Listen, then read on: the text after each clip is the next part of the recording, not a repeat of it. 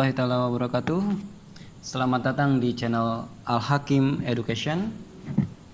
Kali ini kita akan membahas e-learning atau media pembelajaran online ya. Di sini saya akan bahas tentang e-portofolio, yang mana e-portofolio ini adalah produk dari BPMPK ya. Dari BPMPK Kemendikbud ya. Jadi kita akan bahas gimana cara menggunakan e-portofolio ini ya. Pertama, saya ini akan bahas untuk bagian guru dulu ya, dari pertama bikin akun sampai cara menggunakannya seperti apa. Nanti untuk video berikutnya saya akan bahas juga untuk siswa ya.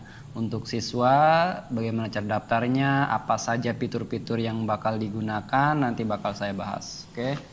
Untuk sekarang ya, kita akan bahas untuk akun guru. Oke, pertama ketika kita masuk ke e-portofolio, di sini tampil halaman login ya. Terus di sini ada halaman untuk pilihan, ada login sebagai guru, login sebagai siswa, ada registrasi sebagai guru dan registrasi sebagai siswa. Nah, kita registrasi dulu sebagai guru ya. Oke, nanti tampilannya seperti ini. Jadi di sini ada nama Bapak Ibu, di sini masukkan nama Bapak Ibu ya. Bukan nama sekolah, ini adalah nama kita nanti yang bakal nampil di akun kita, di profil kita ya. Ini bisa dirubah namanya, kalau misalkan hurufnya ada yang salah nanti bisa dirubah di profil. Terus ini NIP, nah ini nggak usah khawatir ya. Untuk yang nggak punya NIP bisa menggunakan NUPTK atau NIK ya, yang penting diisi dulu. Email, pastikan emailnya adalah email yang aktif ya. Terus password itu adalah password untuk akun dari e-portofolio itu sendiri. Kira-kira passwordnya mau apa? Mau sama dengan password email nggak jadi masalah ya.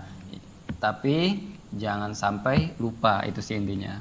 Kalau lupa nanti kita bisa reset password melalui email ya. Terus nanti bakal masuk notifikasi ke email dan baru kita reset ya untuk emailnya. Sekolahnya, nama sekolahnya diisi ya, sekolah SMK mana atau sekolah SMA mana diisi, kotanya kita pakai kabupaten, dan alamat itu alamat kita sendiri kita isi. Jangan lupa jenis kelamin, jangan sampai tertukar ya. Setelah itu diklik registrasi ya. Saya sudah registrasi, jadi saya pilih login. Oke. Untuk login guru, di sini ada informasi ya. Fitur guru dalam e-portofolio memungkinkan guru dapat memberikan tugas kepada siswa, menambahkan aktivitas selama pembelajaran di kelas, dan memudahkan guru melaporkan kegiatan siswa kepada wali murid. Nah, sebenarnya akun e-portofolio ini bisa digunakan untuk wali murid juga. Jadi ada interaksi antara guru, murid, dan wali murid gitu. Jadi ini bagus sekali ya untuk e-portofolio. Nah, sekarang kita langsung login ya dengan akun yang sudah didaftarkan, lalu passwordnya dimasukkan, klik masuk. Oke, di sini ada ada tampilan dashboard kita. Oh, ini ada notifikasi. Yudis, siswa telah mengomentari tugas. Nah, ini jam berapa ini? Coba kita cek ya. Jadi ada siswa saya yang mengomentari tanggal 15 hari Minggu, masih sempet ya. Oh, ini dia tugas penilaian unjuk kerja, dia di komentari ada apa, nanti kita buka sendiri ya. Jadi jam 4 dia ngecek sendiri mungkin ya, ada tugasnya apa, mungkin ada kendala dari tugas. Luar biasa sekali ya. Kita langsung bahas halaman awal. Di materi pelajaran ini awalnya kosong ya, jadi kita tinggal menambahkan tambah mapel ya. Mata pelajarannya apa, tinggal diisi jenjangnya apa ya. Setelah itu ditambahkan, nanti bakal muncul seperti ini, ada mata pelajaran, jenjang SMK, sama aksinya. Nah, aksi di sini ada detail ya. Detail ini kita bisa menambahkan nanti nih, kita coba buka dulu. Oke, saya buka yang pemrograman dasar ya. Nah, di sini nanti kita bisa menambahkan kelas dan RPP. Kalau dalam satu kelas itu ada 3 rombel, berarti kita tinggal tambahkan kelas di sini ya. Jenjangnya apa, kelasnya kelas berapa, jurusannya apa. Misalkan saya di sini 10 TKJ 1 ya, kalau udah ada misalkan 10 TKJ 3. Terus ini jurusannya apa ya, tahunnya tinggal diisi, kode kelasnya terserah mau apa, dan ini kode kelas nanti bakal dikasih ke murid kita untuk masuk ke kelas. Jadi jangan sampai nanti tercampur antara kelas atau rombel 1 dengan rombel yang kedua, itu jangan sampai tercampur. Maka ini kode kelasnya ini tinggal kita share ke anak-anak, suruh masuk sesuai kelas masing-masing. Deskripsi ini silahkan dijelaskan, misalkan contohnya ini adalah kelas digital atau kelas online untuk pelajaran pemrograman dasar kelas 10 TKJ 3, misalkan tinggal ditambahkan ya.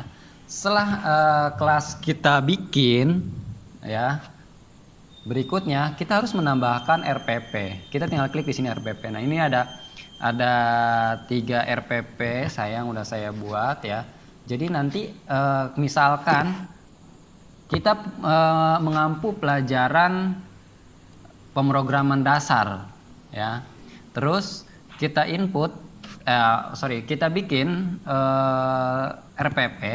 Nah, satu RPP itu nanti bisa digunakan untuk rombel-rombel yang lain, rombel 1, 2, 3 ya. Jadi cukup 1 ya, tapi bisa digunakan. Dan ini RPP ini nanti hasilnya bisa diekspor juga loh ya, ke PDF. Jadi nanti kita bisa share RPP kita ke murid kita biar mereka tahu apa sih tujuan pembelajaran ini. Terus mereka juga tahu nanti selain tujuan pembelajarannya, mereka tahu tentang sumber belajarnya, kita materinya dari mana saja, itu nanti anak-anak tahu karena kita kasih sendiri RPP kita ya. Rencana pembelajaran kita kasih ke anak tuh, biar anak atau siswa itu bisa eksperimen sendiri dengan memberikan sumber-sumber materi yang kita dapat. Jadi kalau misalkan kita menggunakan buku A ya, kita kasih tahu nih sumbernya kita dari sini, materi ini kita dapat dari website ini, kita kasih linknya. Kita dapat video ini dari YouTube, kita kasih linknya. Jadi nanti anak bisa belajar dengan mandiri tapi tetap terarah ya. Kita coba di sini klik detail ya untuk ngisi. Nah, topiknya, jadi ini pembuatan RPP ya. Jadi topiknya tentang apa, temanya tentang apa, tinggal diisi, terserah Bapak Ibu ya. Mohon maaf nih kalau ada kesalahan nih dalam percontohan membuat RPP ya, karena saya sendiri sering salah bikin RPP karena belum bisa bikin RPP. Tapi yang jelas ini tinggal kita tentukan topiknya apa, temanya apa, pertemuannya keberapa, tinggal kita isi. Jadi kita bikin RPP ini per pertemuan ya. Kalau satu semester ada 12 pertemuan ya, kita bikin 12 RPP gitu, ya. Terus di sini tujuannya apa? Di sini saya tujuannya peserta didik dapat menentukan variabel, tipe data dan operator dan seterusnya ya. Jadi ini tujuannya. Terus langkah-langkahnya ada pendahuluan, intinya seperti ini kan RPP ya. Terus setelah itu ini kepala sekolahnya kita isi, logonya kita upload, terus alamat sekolah ini harus diisi, wajib diisi pokoknya ya. Terus di sini ada sumber belajar. Sumber belajar kita cantumkan ya. Misalkan saya dari buku pemrograman kelas 10 K13, halaman 2 tentang tipe data, karya Agus 2012. Terus saya tambahkan juga di sini URL-nya ya, atau link-nya. Saya ini kasih URL ini dari YouTube sama dari akun saya sendiri misalkan ini ya. Jadi nanti anak tinggal kita buka RPP kita, nanti anak tinggal klik link ini langsung ke halaman materi pembahasan kita ya. Terus medianya kita menggunakan apa? Ada video, PowerPoint, sama misalkan internet ya. Ini terserah kita yang bikin RPP ya, internet. Oke, kita simpan RPP kita. Nah, terus ada lagi di sini assessment nih. Kalau kita mau bikin tugas tes assessment, kita bisa bikin tugas di portal yang lain. Jadi di portofolio itu nggak bisa bikin kuis ya, nggak bisa bikin kuis. Tapi kita bisa andalkan kuis dari Google Form. Terus kita tautkan di sini linknya ya. Jadi kita tambahkan link, anak ketika kita silakan kerjakan. Nah, ini nanti anak tinggal klik. Pokoknya ini lumayan cukup membantu ya. Jadi di RPP ini ada sumber belajarnya dicantumin gitu ya. Ini untuk RPP. Kalau kita sudah punya RPP, sudah bikin RPP-nya, kita coba masuk ke kelas ya. Nih, saya coba masuk ke kelas. Ini ada daftar kelas ya, daftar kelas. Saya di pemrograman dasar itu ada 2 kelas. Jadi ketika kita klik guru, di sini ada daftar pelajaran yang kita ampu. Jadi saya megang 4 pelajaran ya.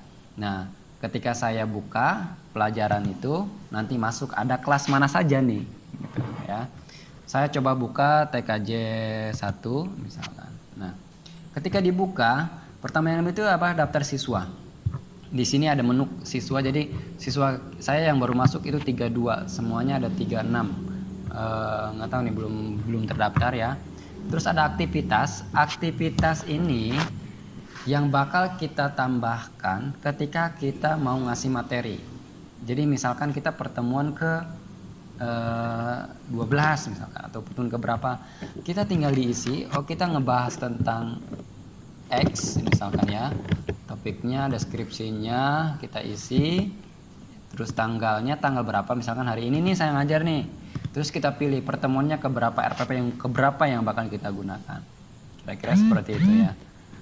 Oke, terus nanti, nah di tugas ini kita bisa memberikan tugas pada anak berdasarkan topiknya.